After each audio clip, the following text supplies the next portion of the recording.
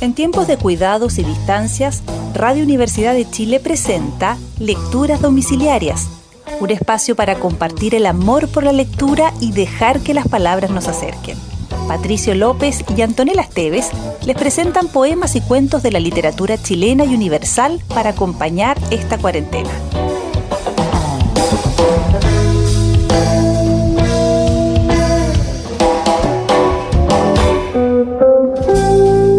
Muy buenas tardes, o buenos días, o buenas noches, dependiendo de qué hora se conectan con estas lecturas domiciliarias. Hoy día nos encontramos con el fantástico libro Las Fuerzas Extrañas, impreso en 1906 del argentino Leopoldo Lugones, y partimos leyendo este cuento que se llama La lluvia de fuego, evocación de un desencarnado de Gomorra. Y tornaré el cielo de hierro y la tierra de cobre. Levítico 26:19. Recuerdo que era un día de sol hermoso, lleno del hormigueo popular, en las calles atronadas de vehículos. Un día asaz, cálido, de tersura perfecta. Desde mi terraza dominaba una vasta confusión de techos, vergeles salteados, un trozo de bahía punzado de mástiles, la recta gris de una avenida. A eso de las 11 cayeron las primeras chispas, una aquí, otra allá. Partículas de cobre semejantes a las morcillas de un pábilo, partículas de cobre incandescente que daban en el suelo con un ruidecito de arena. El cielo seguía de igual limpidez. El rumor urbano no decrecía. Únicamente los pájaros de mi pajarera cesaron de cantar. Casualmente lo había advertido, mirando hacia el horizonte en un momento de abstracción. Primero creí en una ilusión óptica formada por mi miopía. Tuve que esperar largo rato para ver caer otras chispas, pues la luz solar anegábalas bastante. Pero el cobre ardía de tal modo que se destacaba lo mismo, una rapidísima vírgula de fuego, y el golpecito en la tierra, así, a largos intervalos. Debo confesar que al comprobarlo experimenté un vago terror. Exploré el cielo en una ansiosa ojeada. Persistía la limpidez. ¿De dónde venía aquel extraño granizo, aquel cobre? ¿Era cobre? Acababa de caer una chispa en mi terraza, a pocos pasos. Extendí la mano. Era, a no caber duda, un gránulo de cobre que tardó mucho en enfriarse. Por fortuna la brisa se levantaba, inclinando aquella lluvia singular hacia el lado opuesto de mi terraza. Las chispas eran harto ralas. Además, podía creerse por momentos que aquello ya había cesado. No cesaba. Uno que otro, eso sí, pero caían siempre los temibles gránulos. En fin, aquello no había de impedirme almorzar, pues era el mediodía. Bajé al comedor atravesando el jardín, no sin cierto miedo de las chispas. Verdad es que el toldo corrido para evitar el sol me resguardaba. ¿Me resguardaba? Alcé los ojos, pero un toldo tiene tantos poros que nada puede descubrir. En el comedor me esperaba un almuerzo admirable, pues mi afortunado celibato sabía dos cosas sobre todo: leer y comer. Excepto la biblioteca, el comedor era mi orgullo. Ahito de mujeres un poco gostoso. En punto a vicios amables, nada podía esperar yo ya sino de la gula. Comía solo, mientras un esclavo me leía narraciones geográficas. Nunca había podido comprender las comidas en compañía. Y si las mujeres me hastiaban, como he dicho, ya comprenderéis que aborrecía a los hombres. 10 años me separaban de mi última orgía. Desde entonces, entregado a mis jardines, a mis peces, a mis pájaros, faltábame tiempo para salir. Alguna vez, en las tardes muy calurosas, un paseo a la orilla del lago. Me gustaba verlo, escamado de luna al anochecer. Pero esto era todo, y pasaba meses sin frecuentarlo. La vasta ciudad libertina era para mí un desierto, donde se refugiaban mis placeres. Escasos amigos, breves visitas, largas horas de mesa, lecturas, mis peces, mis pájaros, una que otra noche tal cual orquesta de flautistas y 2 o 3 ataques de gota por año. Tenía el honor de ser consultado para los banquetes y por ahí figuraba, no sin elogio, 2 o 3 salsas de mi invención. Esto me daba derecho, lo digo sin orgullo, a un busto municipal, con tanta razón como a la compatriota que acababa de inventar un nuevo beso. Entretanto, mi esclavo leía. Leía narraciones de mar y de nieve, que comentaba admirablemente en la ya entrada siesta el generoso frescor de las ánforas. La lluvia de fuego había cesado, quizás, pues la servidumbre no daba muestras de notarla. De pronto, el esclavo que atravesaba el jardín con un nuevo plato no pudo reprimir un grito. Llegó, no obstante, a la mesa, pero acusando con lividez un dolor horrible. Tenía en su desnuda espalda un agujerillo, en cuyo fondo sentíase chirriar aún la chispa voraz que lo había abierto. Ahogámosla en aceite, fue enviado al lecho sin que pudiera contener sus ayes. Bruscamente acabó mi apetito, y aunque seguí probando los platos para no desmoralizar a la servidumbre, aquella se apresuró a comprenderme. El incidente me había desconcertado. Promediaba la siesta cuando subí nuevamente a la terraza. El suelo estaba ya sembrado de gránulos de cobre, mas no parecía que la lluvia aumentara. Comenzaba a tranquilizarme cuando una nueva inquietud me sobrecogió. El silencio era absoluto. El tráfico estaba paralizado a causa del fenómeno, sin duda. Ni un rumor en la ciudad, solo de cuando en cuando un vago murmullo de viento sobre los árboles. Era también alarmante la actitud de los pájaros. Habíanse apelotonado en un rincón, casi unos sobre otros. Me dieron compasión y decidí abrirles la puerta. No quisieron salir. Antes se recogieron más acongojados aún. Entonces comenzó a intimidarme la idea de un cataclismo. Sin ser grande mi erudición científica, sabía que nadie mencionó jamás esas lluvias de cobre incandescentes. Lluvias de cobre. En el aire no hay minas de cobre. Luego aquella limpidez del cielo no dejaba conjeturar la procedencia. Y lo alarmante del fenómeno era esto. Las chispas venían de todas partes y de ninguna. Era la inmensidad desmenuzándose invisiblemente en fuego. Caía del firmamento el terrible cobre, pero el firmamento permanecía impasible en su azul. Ganábame poco a poco una extraña congoja, pero cosa rara. Hasta entonces no había pensado en huir. Esta idea se mezcló con desagradables interrogaciones. Huir. Y mi mesa, mis libros, mis pájaros, mis peces que acababa precisamente de estrenar un vivero, mis jardines ya ennoblecidos de antigüedad, mis 50 años de placidez en la dicha del presente, en el descuido del mañana. Huir. Y pensé con horror en mis posesiones que no conocía del otro lado del desierto, con sus camelleros viviendo en tiendas de lana negra y tomado por todo alimento, leche cuajada, trigo tostado, miel agria. Quedaba una fuga por el lago, corta fuga después de todo, si en el lago como en el desierto, según era lógico, llovía cobre también. Pues no viniendo aquello de ningún foco visible, debía ser general. No obstante, el vago terror que me alarmaba decíame todo esto claramente. Lo discutía conmigo mismo, un poco enervado a la verdad por el letargo digestivo de mi dieta, de mi siesta consuetudinaria. Y después de todo, algo me decía que el fenómeno no iba a pasar allí. Sin embargo, nada se perdía con hacer armar el carro. En ese momento llenó el aire una vasta vibración de campanas, y casi junto con ella advertí una cosa: ya no llovía cobre. El repique era una acción de gracias, coreada casi a acto continuo por el murmullo habitual de la ciudad. Esta despertaba de su fugaz atonía, doblemente gárrula. En algunos barrios hasta quemaban petardos. Acodado al parapeto de la terraza, miraba con un desconocido bienestar solidario. La animación vespertina, que era todo amor y lujo. El cielo seguía purísimo. Muchachos afanosos recogían en escudillas la granalla de cobre que los caldereros habían empezado a comprar. Era todo cuanto quedaba de la gran amenaza celeste. Más numerosa que nunca, la gente de placer coloría las calles, y aún recuerdo que ensonreí vagamente a un equívoco mancebo y cuya túnica, recogida hasta las caderas en un salto de bocacalle, dejó ver sus piernas glabras, jaqueladas de cintas. Las cortesanas, con el seno desnudo según la nueva moda y apuntalando el deslumbrante coselete, paseaban su indolencia sudando perfumes.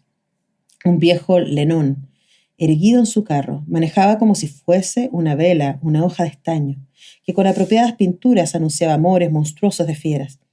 Ayuntamientos de lagartos con cisnes, un mono y una foca, una doncella cubierta por la delirante pedrería de un pavo real. Bello cartel, a fe mía, y garantida la autenticidad de las piezas. Animales amaestrados, pero por no sé qué hechicería bárbara, y desequilibrados con opio y con acefétida. Seguido por 3 jóvenes enmascarados, pasó un negro amabilísimo, que dibujaba en los patios con polvos de colores derramados al ritmo de una danza, escenas secretas. También depilaba el oro pimente y sabía dorar las uñas. Un personaje fofo, cuya condición de eunuco se adivinaba en su morbidez, pregonaba al son de crótalos de bronce, cobertores de un tejido singular que producía el insomnio y el deseo. Cobertores cuya abolición habían pedido los ciudadanos honrados, pues mi ciudad sabía gozar, sabía vivir. Al anochecer, recibí 2 visitas que cenaron conmigo. Un condiscípulo jovial matemático, cuya vida es arreglar al escándalo de la ciencia y una agricultura enriquecido.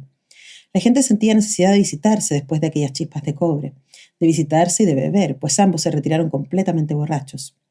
Yo hice una rápida salida. La ciudad, caprichosamente iluminada, había aprovechado la coyuntura para decretarse una noche de fiesta.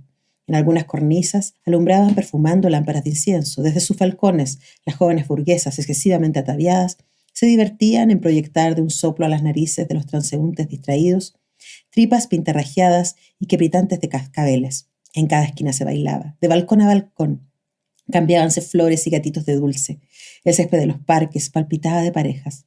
Regresé temprano y rendido. Nunca me cogí al lecho con más grata pesadez de sueño.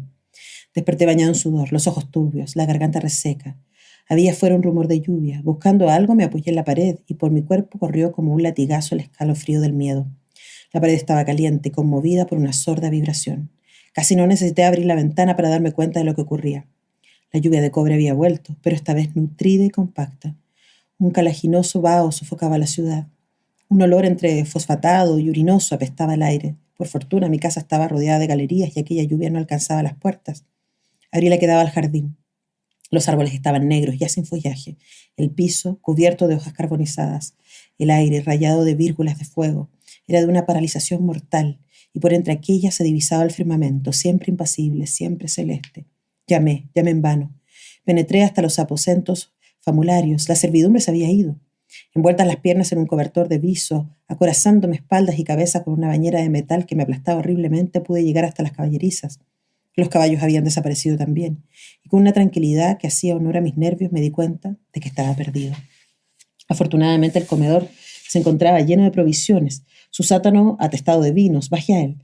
Conservaba todavía su frescura. Hasta su fondo no llegaba la vibración de la pesada lluvia y el eco de su grave crepitación. Bebí una botella y luego extraje de la alacena secreta el pomo de vino envenenado. Todos los que teníamos bodega poseíamos uno, aunque no lo usáramos, ni tuviéramos convidados cargosos. Era un licor caro e insípido, de efectos instantáneos. Reanimado por el vino, examiné mi situación. Era asaz sencilla. No pudiendo huir, la muerte me esperaba, pero con el veneno aquel la muerte me pertenecía. Y decidí ver eso todo lo posible, pues era, no dudarlo, un espectáculo singular. Una lluvia de cobre incandescente, la ciudad en llamas, valía la pena. Subí a la terraza, pero no pude pasar de la puerta que daba acceso a ella. Veía desde allá lo bastante, sin embargo, veía y escuchaba. La soledad era absoluta, la crepitación no se interrumpía sino por uno que otro ululato de perro o explosión anormal. El ambiente estaba rojo. Las casas blanqueaban con una lividez tristísima. Los pocos árboles que conservaban follaje retorcíanse negros de un negro de estaño. La luz había decrecido un poco, no obstante de persistir la limpidez celeste. El horizonte estaba, esto sí, mucho más cerca y como ahogado en ceniza. Sobre el lago flotaba un denso vapor que algo corregía la extraordinaria sequedad del aire. Percibíase claramente la combustible lluvia, en trazos de cobre que vibraban como el cordaje innumerable de un arpa, y de cuando en cuando mezclábanse con ellas ligeras flámulas. Humaredas negras anunciaban incendios aquí y allá. Mis pájaros comenzaban a morir de sed y hube de bajar hasta el aljibe para llevarles agua. El sótano comunicaba con aquel depósito, vasta cisterna que podía resistir mucho al fuego celeste, mas por los conductos que del techo y de los patios desembocaban allá, habíase deslizado algún cobre y el agua tenía un gusto particular, entre natrón y orina, con tendencia a salarse. Bastóme levantar las trampillas del mosaico que cerraban aquellas vías para cortar a mi agua toda comunicación con el exterior. Esa tarde y toda la noche fue horrendo el espectáculo de la ciudad. Quemaban sus domicilios, la gente huía despavorida para arderse en las calles, en la campiña desolada, y la población agonizó bárbaramente con ayes y clamores de una amplitud, de un horror, de una variedad estupendos. Nada hay tan sublime como la voz humana. El derrumbe de los edificios, la combustión de tantas mercancías y efectos diversos, y más que todo, la quemazón de tantos cuerpos, acabaron por agregar al cataclismo el tormento de sudor infernal. Al declinar el sol, el aire estaba casi negro de humo y de polvaderas. Las flámulas que danzaban por la mañana entre el cobre pluvial eran ahora llamaradas siniestras. Empezó a soplar un viento ardentísimo, denso, como alquitrán caliente. Parecía que se estuviese en un inmenso horno sombrío. Cielo, tierra, aire, todo acababa. No había más que tinieblas y fuego. ¡Ah, el horror de aquellas tinieblas! Que todo el fuego, el enorme fuego de la ciudad ardía no alcanzaba a dominar. Y aquella fetidez de pingajos, de azufre, de grasa cadavérica en el aire seco que hacía escupir sangre. Y aquellos clamores que no sé cómo no acababan nunca, aquellos clamores que cubrían el rumor del incendio, más vasto que un huracán. Aquellos clamores que aullaban, gemían, bramaban todas las bestias con un inefable pavor de eternidad. Bajé a la cisterna, sin haber perdido hasta entonces mi presencia de ánimo, pero enteramente erizado con todo aquel horror. Y al verme de pronto en esa oscuridad amiga, al amparo de la frescura, ante el silencio del agua subterránea, me acometió de pronto un miedo que no sentía, estoy seguro, desde 40 años atrás, el miedo infantil de una presencia enemiga y difusa, y me eché a llorar como un loco, a llorar de miedo, allá en un rincón sin rubor alguno. No fue sino muy tarde, cuando al escuchar el derrumbe de un techo, se me ocurrió apuntalar la puerta del sótano. Hícelo así, con su propia escalera y algunos barrotes de la estantería, devolviéndome a aquella defensa alguna tranquilidad. No porque hubiera de salvarme, sino por la benéfica influencia de la acción. Cayendo a cada instante en modorras que entrecortaban funestas pesadillas, pasé las horas. Continuamente oía derrumbes allá cerca. Había encendido 2 lámparas que traje conmigo para darme valor, pues la cisterna era asaz lóbrega. Hasta llegué a comer. bien que sin apetito, los restos de un pastel. En cambio, bebí mucha agua. De repente mis lámparas empezaron a amortiguarse y junto con eso el terror paralizante esta vez me asaltó. Había gastado sin prevenirlo toda mi luz, pues no tenía sino aquellas lámparas. No advertí al descender esa tarde traerlas todas conmigo. Las luces decrecieron y se apagaron. Entonces advertí que la cisterna empezaba a llenarse con el hedor del incendio. No quedaba otro remedio que salir luego. Todo era preferible a morir asfixiado como una limaña en su cueva. A duras penas conseguí alzar la tapa del sótano que los escombros del comedor cubrían. Por segunda vez había cesado la lluvia infernal, pero la ciudad ya no existía. Techos, puertas, gran cantidad de muros, todas las torres yacían en ruinas. El silencio era colosal, un verdadero silencio de catástrofe. 5 o 6 grandes humaredas empinaban aún sus penachos, y bajo el cielo que no se había enturbiado ni por un momento, un cielo cuya crudeza azul certificaba indiferencias eternas, la pobre ciudad, mi pobre ciudad muerta para siempre, hedía como un verdadero cadáver. La singularidad de la situación, lo enorme del fenómeno y sin duda también el regocijo de haberme salvado, único entre todos, cohibían mi dolor reemplazándolo por una curiosidad sombría. El arco de mi zaguán había quedado en pie y haciéndome de las adarajas pude llegar hasta su ápice. No quedaba un solo resto combustible y aquello se parecía mucho a un escorial volcánico. A trechos, en los parajes que la ceniza no cubría, brillaba con un bermejor de fuego el metal llovido. Hacia el lado del desierto resplandecía hasta perderse de vista un arenal de cobre. En las montañas, a la otra margen del lago, las aguas evaporadas de éste condensábanse en una tormenta. Eran ellas las que habían mantenido respirable el aire durante el cataclismo. El sol brillaba inmenso y aquella soledad empezaba a agobiarme como una honda desolación, cuando hacia el lado del puerto percibí un bulto que vagaba entre las ruinas. Era un hombre, y habíame percibido ciertamente, pues se dirigía a mí. No hicimos ademán alguno de extrañeza cuando llegó y trepando por el arco vino a sentarse conmigo. Tratábase de un piloto, salvado como yo en una bodega, pero apuñaleando a su propietario. Acababa de agotársele el agua y por ello salía. Asegurado a este respecto, empecé a interrogarlo. Todos los barcos ardieron, los muelles, los depósitos, y el lago habíase vuelto amargo. Aunque advertí que hablábamos en voz baja, no me atreví, ignoro por qué, a levantar la mía. Ofrecíle mi bodega, donde quedaban aún 2 docenas de jamones, algunos quesos, todo el vino. De repente, notamos una polvadera hacia el lado del desierto, la polvadera de una carrera, alguna partida que enviaban, quizás en socorro, los compatriotas de Adama o de Seboín. Pronto hubimos de sustituir esta esperanza por un espectáculo tan desolador como peligroso. Era un tropel de leones, las fieras sobrevivientes del desierto que acudían a la ciudad como a un oasis, furiosos de sed, enloquecidos del cataclismo. La sed y no el hambre los enfurecía, pues pasaron junto a nosotros sin advertirnos, y en qué estado venían. Nada como ellos revelaba tan lúgubremente la catástrofe. Pelados como gatos sarnosos, reducidas a escasos chicharrones lacrín, secos los guiajares, y una desproporción de cómicos a medio vestir con la fiera cabezota, el rabo agudo y crispado como el de una rata que huye, las garras pustulosas, chorreando sangre. Todo aquello decía a las claras sus 3 días de horror bajo el azote celeste, el azar de las inseguras cavernas que no habían conseguido ampararlos. Rotaba los surtidores secos como un desvarío humano en sus ojos y bruscamente reemprendían su carrera en busca de otro depósito, agotado también, hasta que sentándose por último en torno del postrero, con el calcinado hocico en alto, la mirada vagarosa de desolación y de eternidad, quejándose el cielo, estoy seguro, pusiéronse a rugir.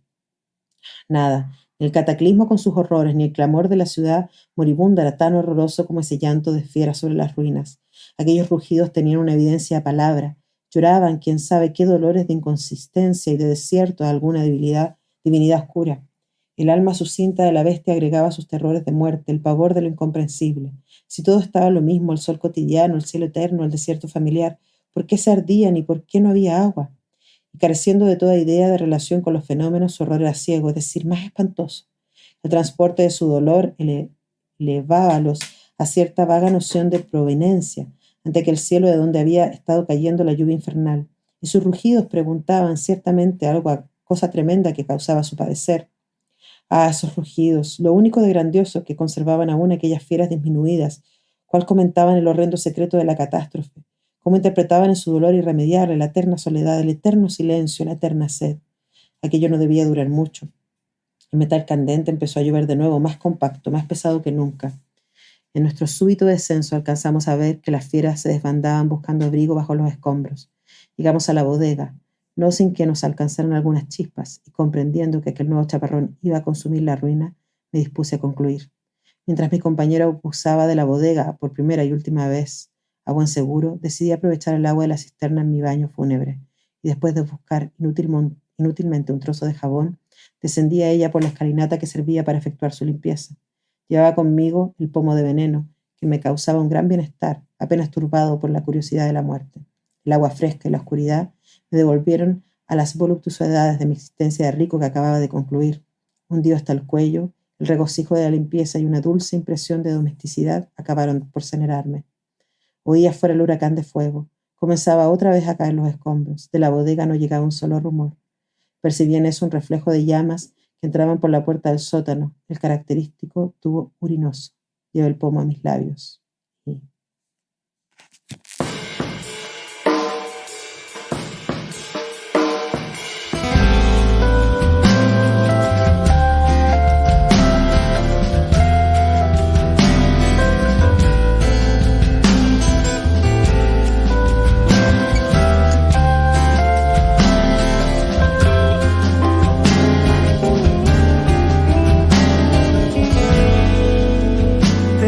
Oscureció, camina más deprisa.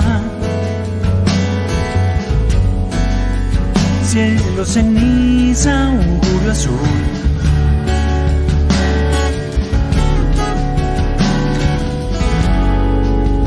De nuevo nos llamó, qué linda era su risa. ¿Qué estará viendo en esta luz?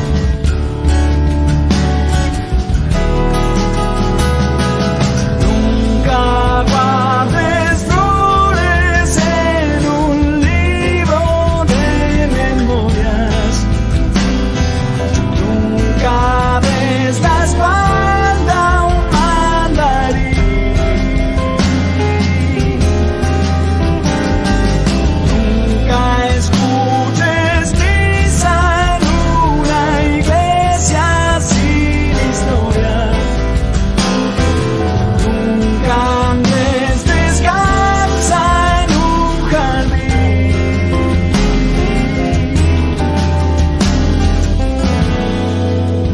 Otro domingo más, modorra, olor a leña. Ella se sueña otro lugar.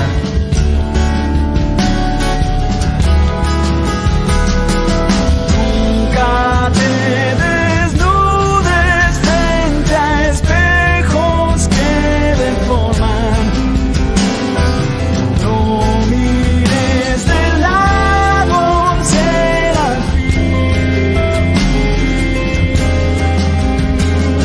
Fin, será este el fin, vivir así como dormir.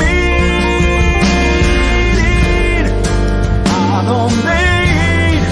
¿Qué porvenir? Aquí y allí.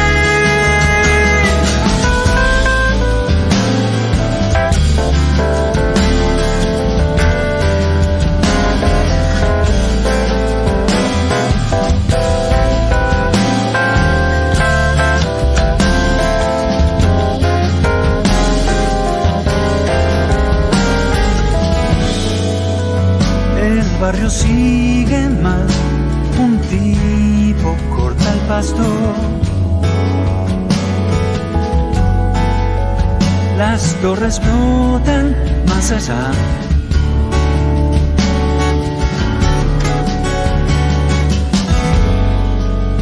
La vieja está de atar, le pasa un mate aguado.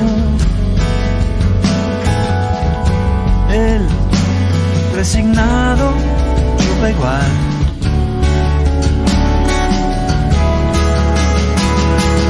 Nunca juntes migas de los pelos de la alfombra.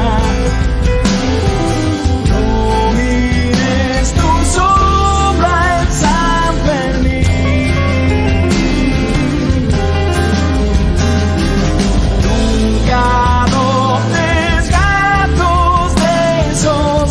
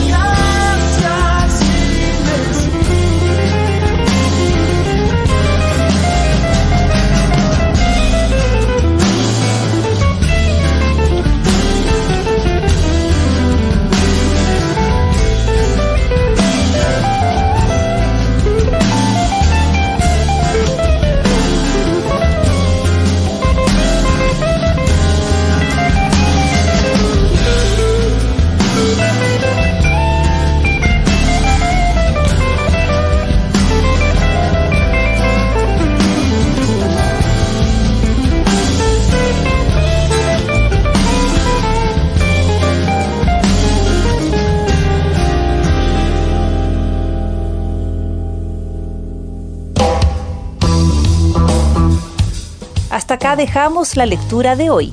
Pronto volvemos con nuevas palabras para mantenernos cerca a pesar de las distancias. Lecturas domiciliarias con Patricio López y Antonella Esteves.